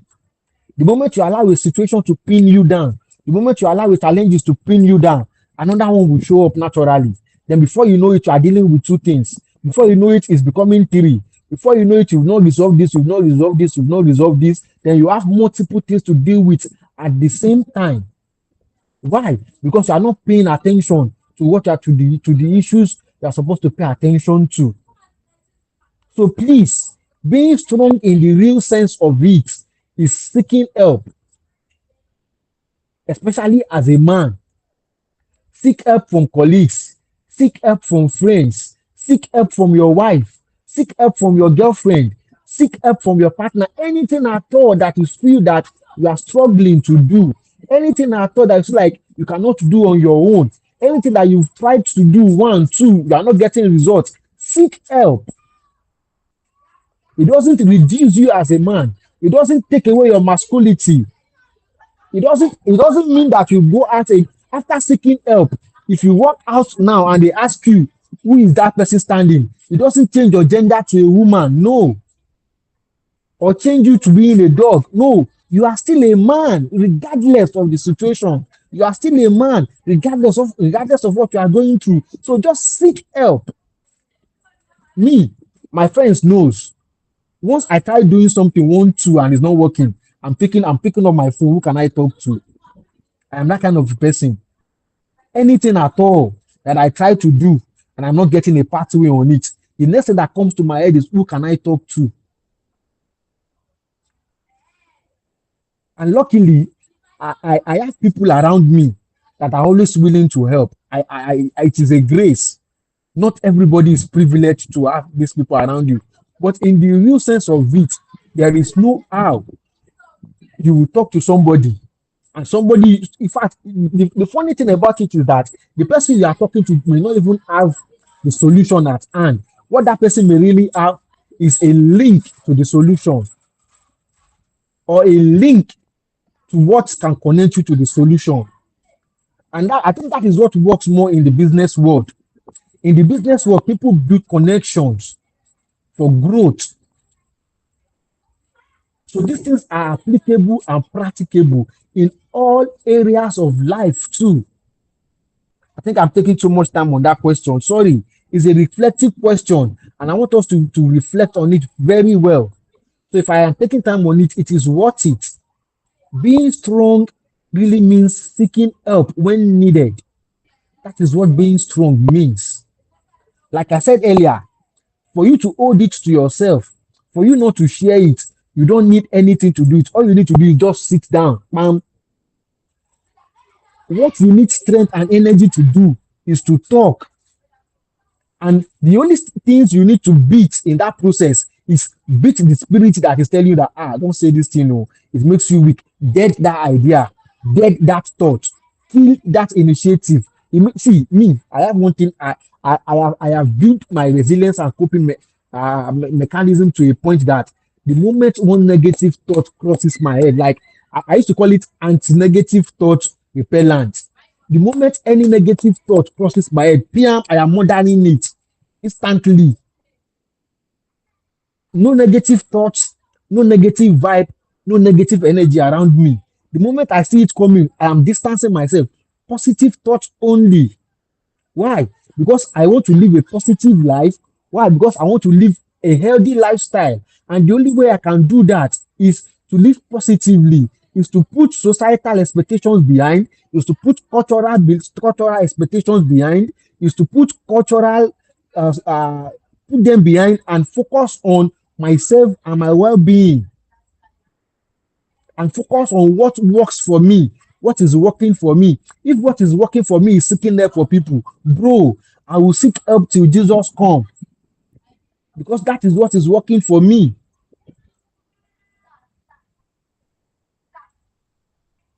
Let's go to the next question, please. If you have to rate your own mental, yes, no, please take us back to the previous slide, please.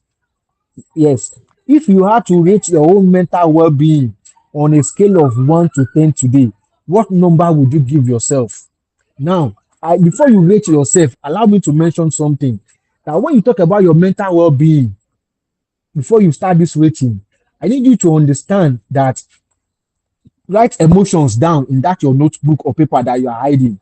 Number one, emotions. Number two, physical. Number three, cognitive. Number four, behavioral. Now, take your time and look at this, take your time shortly and look at these four things that I listed: emotion, physical, cognitive, and behavioral. Is there anything affecting me emotionally? Is there anything affecting me physically? Is there anything affecting me cognitively? Is there anything affecting me behaviorally?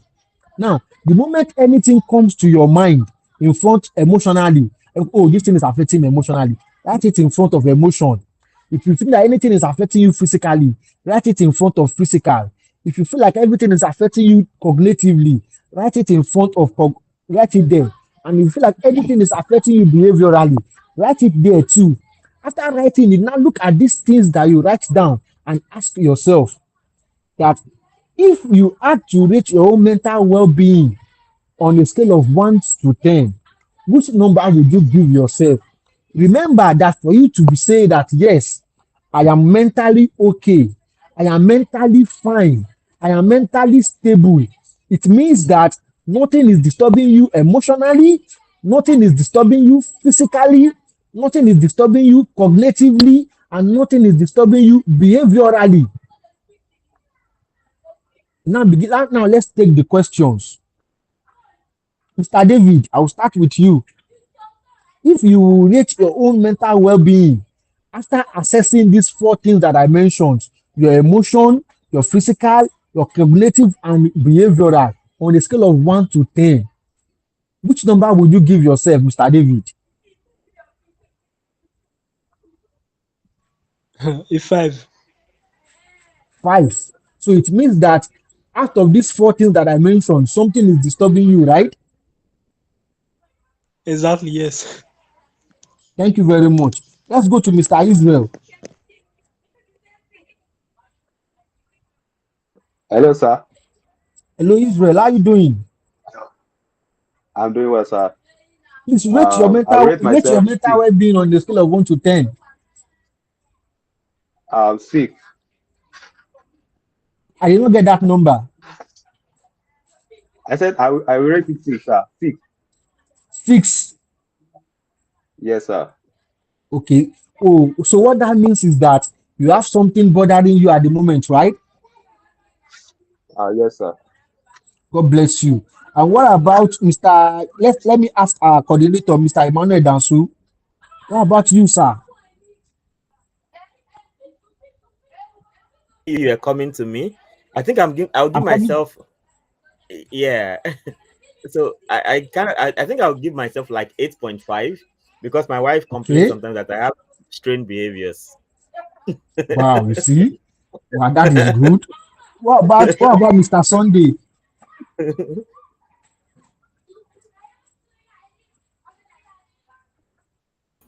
Mr. Sunday, are you Um, there? I think I should give myself some maybe 6.57. Yeah. 6.57. Okay. What about Mr. Emmanuel Ikechukwu?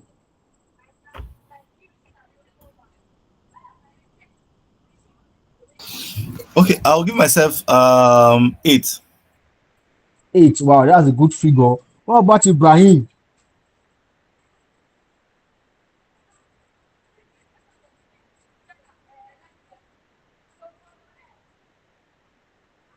Okay, I think Ibrahim is not there. What about Margaret? Yes, let me ask Margaret too that question.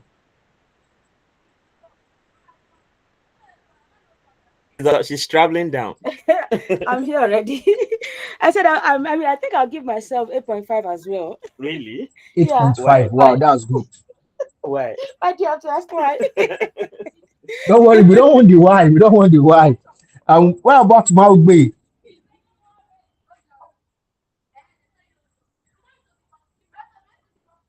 Is Maugbe there? Yeah, I will give myself 6. 6. That's a good figure. What about Ronke?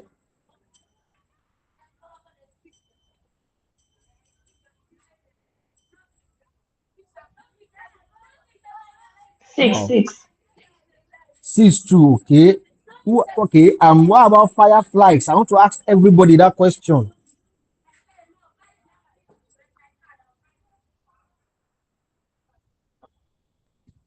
Our time is fast spent to. Wow. Okay.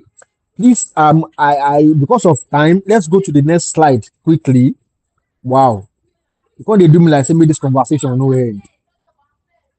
Please, next slide. Because of time.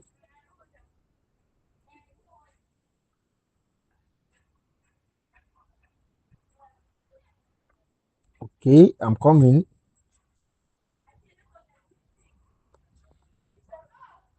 The next slide is engagement and action, call to action. Okay, wow, we are there already. Thank you very much. Now, the question is this: what's one simple thing do you think men can start doing today to improve their mental health? I want everybody to take this question. Just answer me one thing quickly. Just keep it short and simple. One thing. Let me start with Ronke. Ronke is the first person I have on the list here. Ronke, what's that one thing? Just one, Speaking short of, and simple. Speaking like up. Thank speaking you. of, Noted. sharing their problem. Speaking up. Okay. Thank you very much. David, what about you? Avoid competitions. Avoid competition. Good. Brat, Brat Delhi. Did I pronounce the name well? Yes, sir. Not Yeah. bottling up One thing. yes, sir, not Not bottling up what? your problems, not keeping your problems to yourself, like expressing yourself. Thank you very much. Expression. Ibrahim, what about you?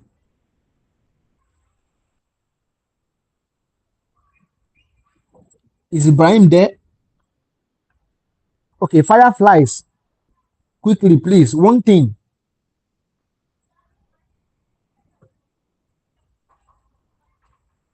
Wow, fireflies too is not there. Okay, Margaret, Nko, one thing.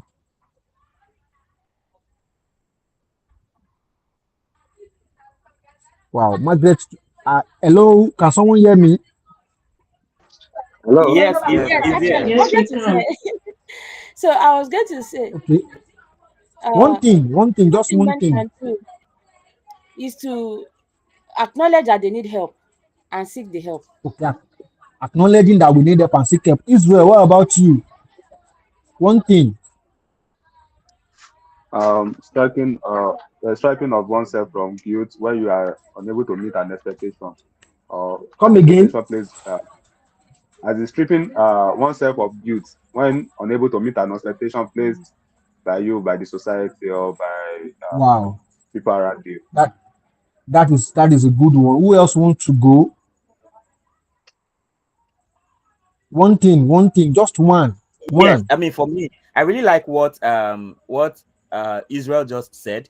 I think to continue with that is to say as men we need to forgive ourselves even when we go wrong. You know, sometimes we have very high expectations on ourselves. Like someone like me, I feel that oh I am at this level, so if I don't perform up to that level, I feel I'm not doing well. So I've learned over time to forgive myself and try and do better next time. That's all. Wow, thank you very much for that. Mr. Emmanuel, one thing. Okay. I would say engage in meaningful hobbies. Find something that can help relieve stress. Okay, wow, thank you very much. Who else? Why have I not asked? Please help me to identify who have not asked.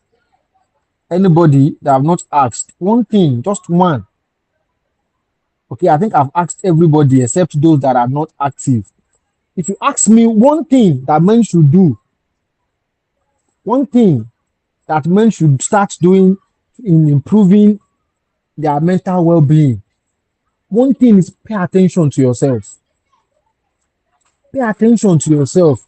We live in a world where the expectation, society believe so many things, so the burden are so much on us. I want to believe, just like everybody has said, pay attention to yourself. We've all given valid reasons. Journaling, uh, dealing with guilt, forgiving ourselves, accepting that yes, we cannot do everything, seeking help, speaking up. They are all valid things we can do. Also, pay attention to yourself as a man in the midst of trying to provide for family. Pay attention to yourself in the midst of trying to meet up with societal expectation. Pay attention to yourself in the midst of trying to meet up with responsibilities at home. Pay attention to yourself in the midst of all the challenges, all the chaos in the world. Pay attention to yourself. Because of time, now let me now go to the next question. How many of us are willing to normalize saying I am not okay without feeling ashamed? How many of us? I want to leave that question to us. I don't want you to answer. Answer it within yourself.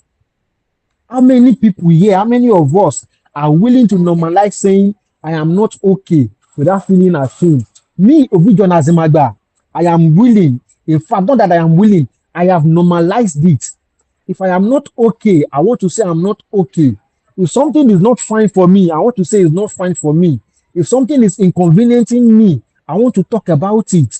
If I'm not getting results and I'm putting in effort on something and I'm not getting the desired result, I want to talk about it. I want to be expressive.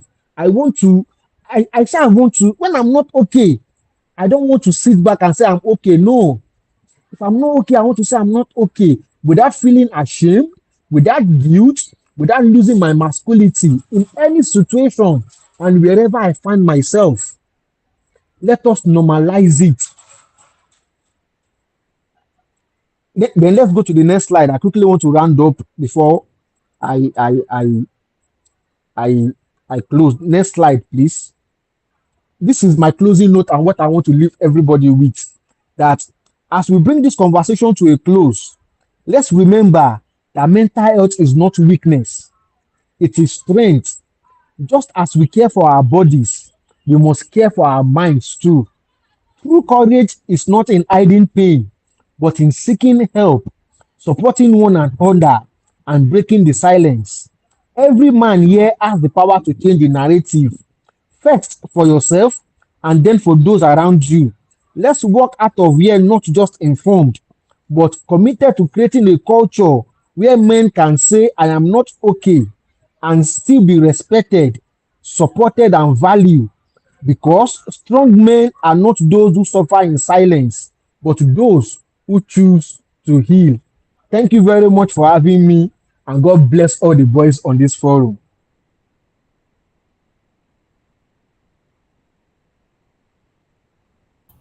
Thank you very much. Please let's appreciate our speaker.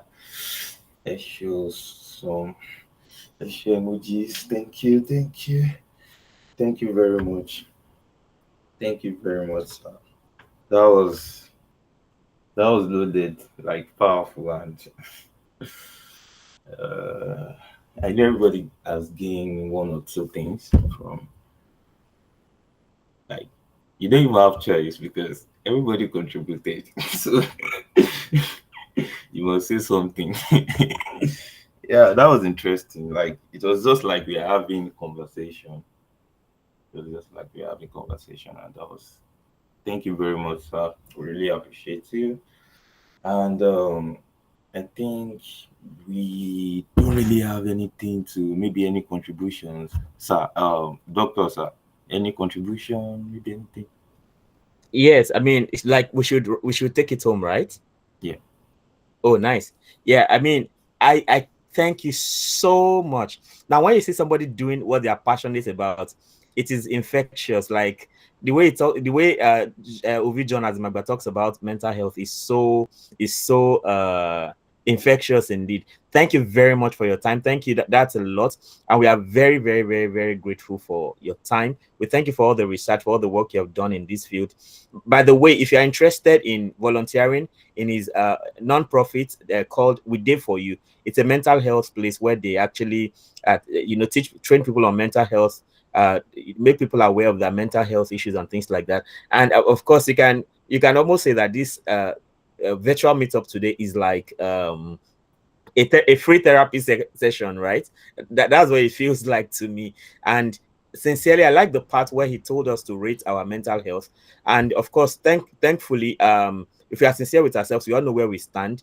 And it means that, I mean, none of us has 10 over 10. It means we still need to, whatever work we need to do, if it is to have an association of friends, that you need to share your burdens with, like Ibrahim told us. I think that's very powerful.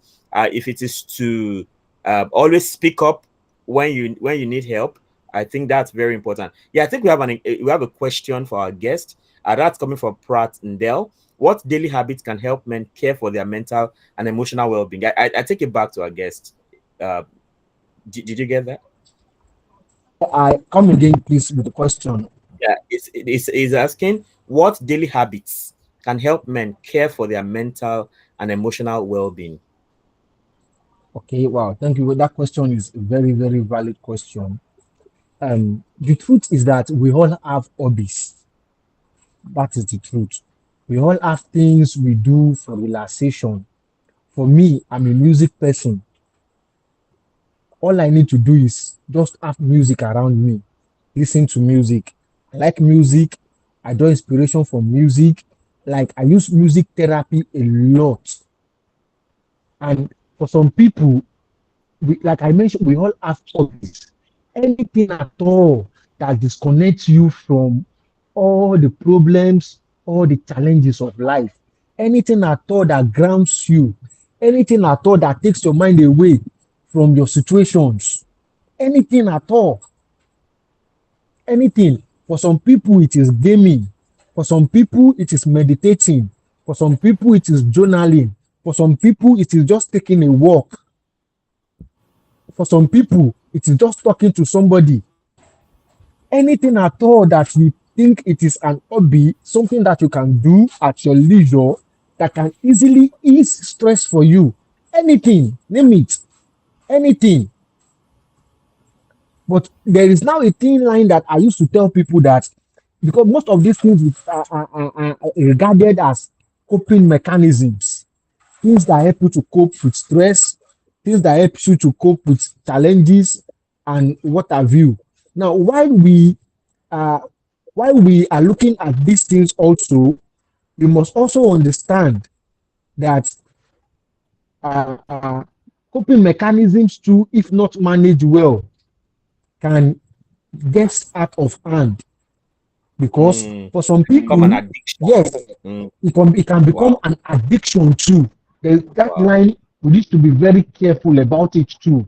Whatever it is that you are using as a coping technique, whatever it is that you are using as a coping mechanism, make sure that that thing does not have harm or if effects on your health or your well-being in the long run. And this is where the campaign on substance abuse and substance use comes in. Because if you see 5 people or 10 people today that are abusing substance, they will tell you that they are using it as a coping mechanism. But then it has led to addiction and it is abused and now affecting their health again, which means that you are doing something to manage stress and it's still that same thing that is killing you. So let us be careful. There's a whole lot of variations of things we can do to manage stress. There's a whole lot of things we can do to go through our daily activities. Like I mentioned, for me, my own is music therapy. All I need to do is be around sound, be around music, play good music for me. And before you know it, I am re energized. There is a lot, anything at all, any good hobby. Thank you very much. Thank you so much for that answer. Thanks a lot.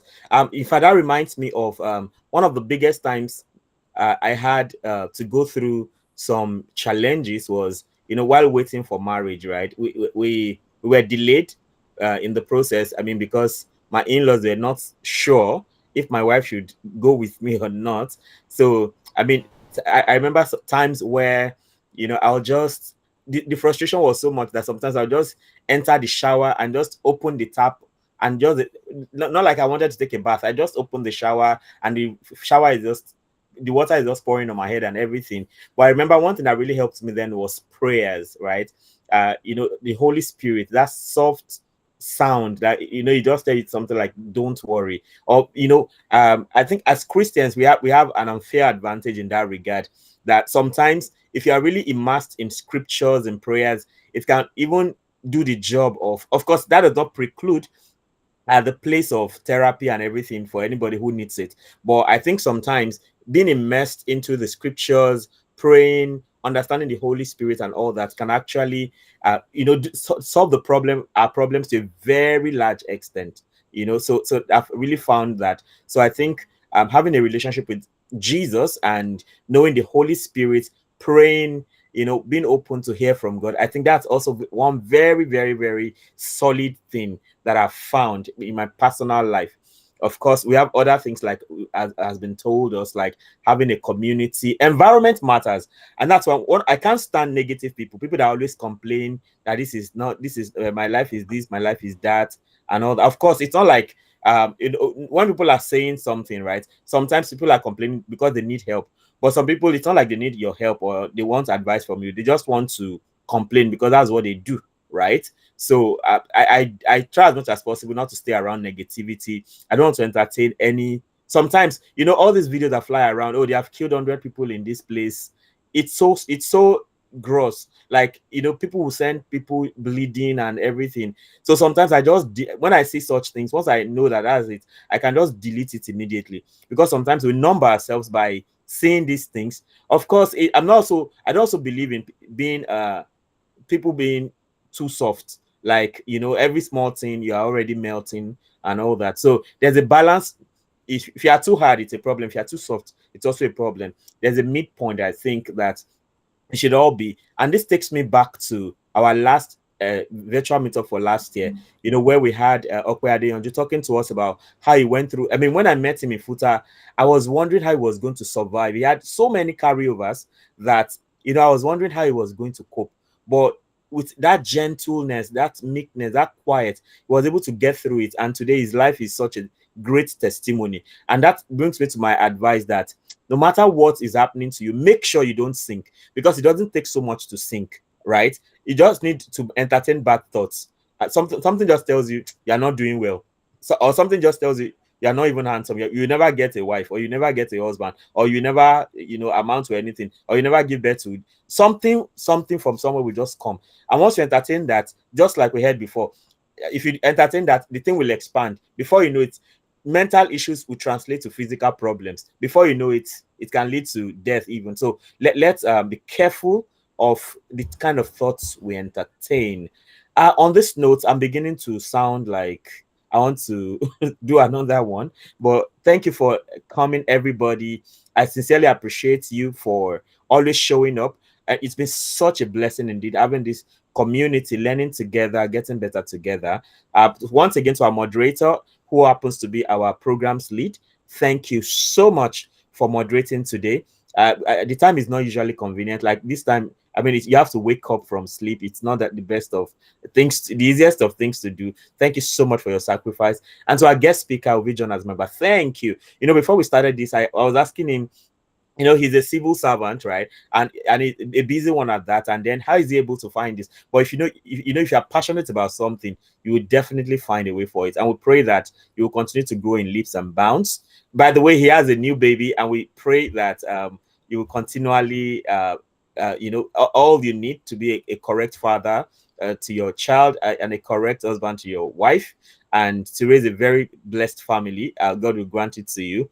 You will continue to increase on all fronts, and you'll continually be a testimony to everybody. And as you have chosen to use your hard times to educate others, we pray that God will continue to enrich your life. Thank you very much for availing yourself. For everyone who is in attendance, especially the ladies, thank you for coming. We are very grateful. I remember, if you attend a boys' school, right? Anytime it's inter-house sports in a ladies' school and you're able to attend, there's a special excitement that comes. So we really appreciate our ladies in the house. Mrs. Ronke Adeoya, my babe Margaret Adeshewa, who was traveling down to answer her questions. Thank you so much. And for every other person, Magbe Kole, our social lead. I mean, thank you for the great job you're doing. Okay, Emmanuel Ikechukwu, my namesake. Like, I mean, each time I read from Emmanuel, it feels thankfully it's interesting. We are both Emmanuels. It's just like my twin brother that I've not seen for a long, like that I've just met like 2 years ago. We think alike, we behave alike. Interestingly, we married correct wives, like that. People like solid women. That's one big deal. Israel Ogushola has been great in helping in being one of our moderators. Ibrahim Ayodeji from way back, from way back. We've shared a lot, and it's good to see you around every time. Who else? Pratt Ndell, thank you so much. That is our Cameroonian ambassador to India. Thank you for always showing up. Thank you so much. Yeah, thank you again. We meet in September for another one. I don't know what we're talking about then, but of course, you can be sure we are coming again with another very interesting topic. If you didn't come early enough, or for people who will miss this, this video is going to be up on YouTube. So you can share, you can watch again so that you can catch all the gist, and you can also share with your friends. If you have any reason, if you have any concern about us not putting it on YouTube, please let me know so I can know if I should unlist it so that it is not public. But if I don't hear from anybody now, it will be public. So thank you so much for everyone who has been around. Do you want to say just one word and then we sign out? Magbe Bankole, just one word or one sentence? I don't know. Maximum one sentence. Magbe Bankole, anything? Thank you so much, sir. Our moderator, Mr. Doctor You don't Emmanuel, pass one and the sentence. speaker. You don't pass one sentence. I'm not your moderator, by Thank the you. way. Dr. Sunday Ayodeji is the moderator. We give him that doctor by prophecy. Yeah. Amen. Yeah, Oh, I moderator, feel over to you. it. Oh, is that your one sentence? Now the laughed out. Okay. I go to. Okay, I'll give our guest speaker one last sentence when everybody is done. Emmanuel Ikechukwu, our soon-to-be doctor. Thank you very much, Dr. Dasu. Okay. It was nice. It was nice. I joined a bit late, but I was a bit busy with experiments and all. But Oh yeah. yeah, I was glad. Thank you. I was glad I joined. Thank you very much. Greet Thank you. Dr. Margaret Dansu for me. All right. You'll But find the video. I'm expecting my chicken in October. I know Wahala. You get multiple chicken. Okay, no wahala. Yes, sir. Israel.